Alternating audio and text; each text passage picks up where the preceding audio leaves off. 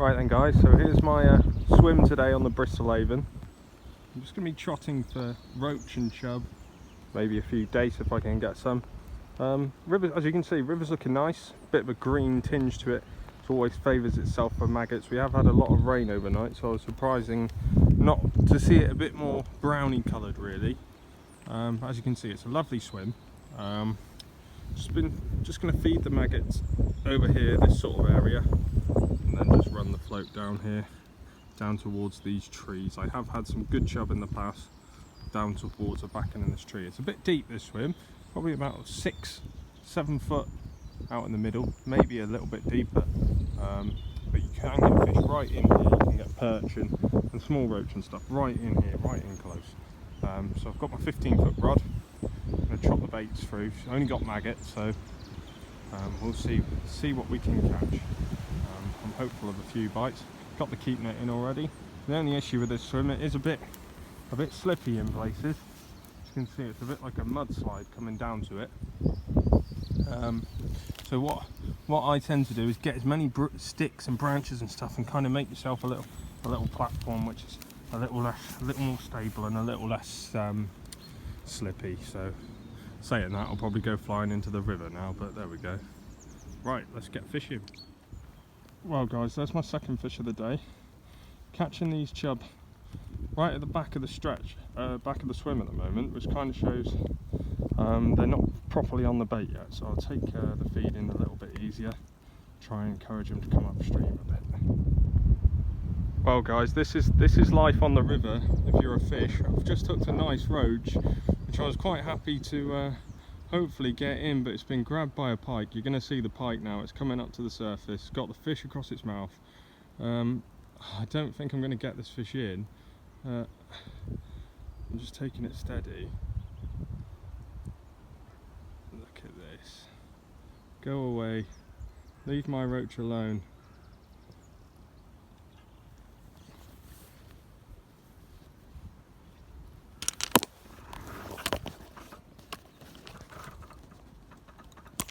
There, look, see the roach in his mouth, look at that. Oh no, it's a chub. Oh no. Oh dear. Look at that, look. Look at it with it across its mouth. That's ridiculous.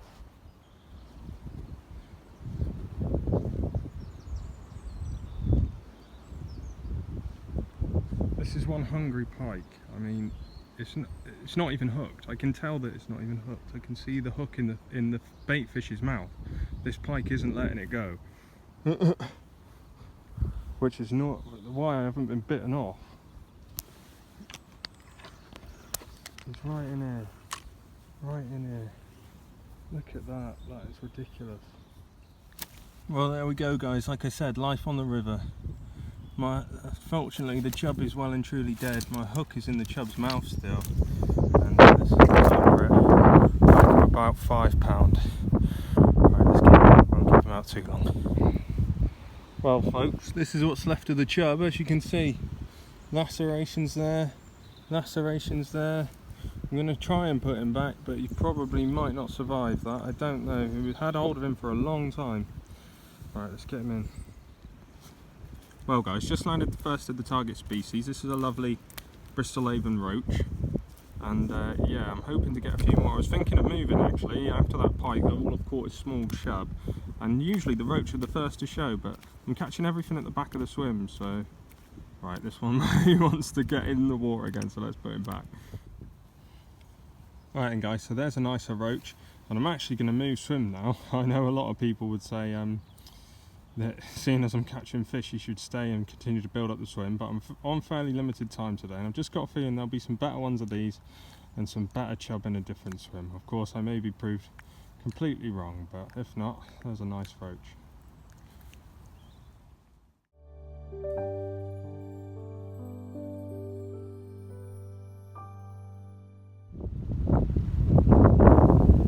Right, well here we are then guys, in the new swim. And it's certainly one of my favourites on the river. I mean, last time I fished this swim, I only fished it for an hour and a half. I had £10 of fish, one nice chub, lost a nice chub, and some nice roach and dace as well. It's right by the road bridge, so it's a bit noisy, and it's only really relatively shallow in comparison to the other swim. So there's lots of options here. You can spook the fish if you don't really get it right. You can spook them. So I always take it a bit steady to start with in here. Try and get the fish's confidence up. Generally feed around this sort of area with the maggots. And this area here, where that sort of old stony bit is, it's a bit of an undercut bank there, and that's generally where the chub hold. You do have a bit of an issue in that you have this big bit of tree coming out into the river, comes out to about this sort of area, and the chub do bolt for there, so you can't fish too light. I mean, I've got 4-pound bottom on. Whether I'll be able to hold them is another thing, we will see. But yeah, it's an absolutely brilliant peg. Love this swim, so I'm going to give it a go, see how we get on. I've talked it up now, so probably blanking it now, but there we go. We've got an upstream wind still. It's a bit windy at times. I mean, an upstream wind is good, but this wind is so strong that sometimes it pulls your float right in close. So, but we'll see. Hopefully catch a few fish in here. Little tip for you guys, when you're trotting on the rivers, be prepared to use a lot of these things. Loads and loads of maggots. Yesterday me and John were at fruit.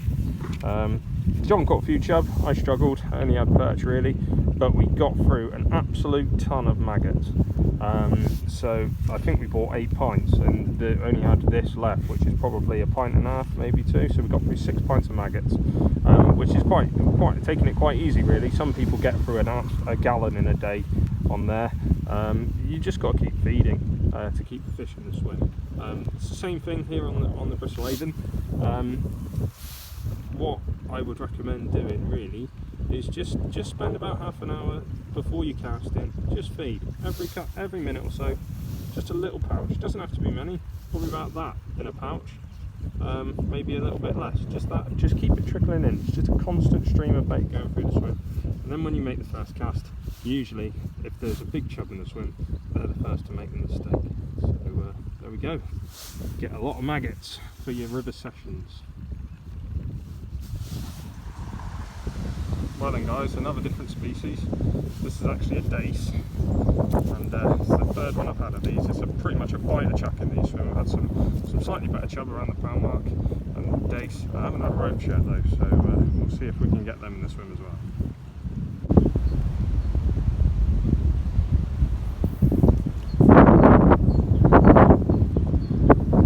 Well guys, it's so windy, it's ridiculous trying to control the flow.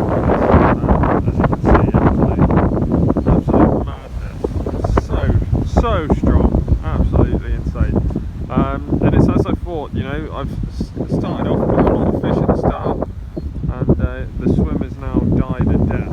I'm getting the odd little fish every now and then, but nothing like what was going on at the start. It's very hard to control the flow in these conditions.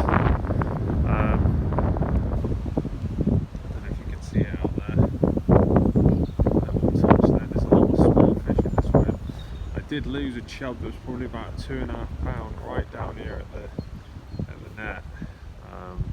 It was only just lip hooked, and that sort of killed the chub spot. I haven't seen one since really, which is a bit of a shame. There's a few snags in the swim that I've encountered I didn't know were there.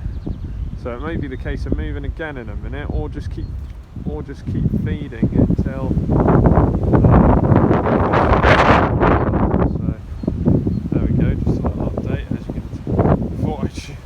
Show you how mental this wind is. Right then guys, so I'm wondering whether this has had something to do with my swim dying a death. So that's the line that I'm trotting on. It's only really just dawned on me. There's a pipe that's coming in just over here. As you can see, it just trickling in. You might be able to see it. And it is letting all this dirty runoff from the fields come in. Which I'm just wondering where it might be what's putting the chub off anyway. That washing through that far bank, it really is coming through there now as well. So there we go. Potentially going to move swim. I've still got a bit of time. there's a swim that often has a few good perch in it, so I'm going to just might give that one a go. See if we can catch one of them for you. Well, there we go, guys. Like I say, it started off well. The first sort of half an hour, 40 minutes was catching a fish a bung, but yeah, it didn't really happen in the end. So moving swims again. Let these go. Let these fish go. A few nice fish there. But yeah, it didn't really happen. The wind's picked up, so try another swim and then off home. But it's always good for a few bites along here, and that's what we need in the winter. Right then, guys, a change of swim and another different fish, and a lovely one at that. A pristine little gudgeon. I've been catching quite a few dace in this swim. It's the same thing though. It's just the wind is just absolutely insane today. So yeah, it looks like it's only going to be small fish on the float, but good fun all the same.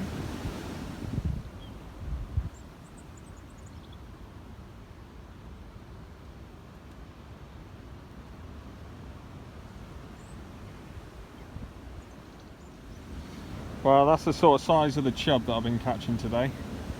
Interestingly, it's got a few black spots on his gills. You see that quite a lot on the fish in the Bristol Avon. They've got a bit of black spot. A lot of the roach and chub have it.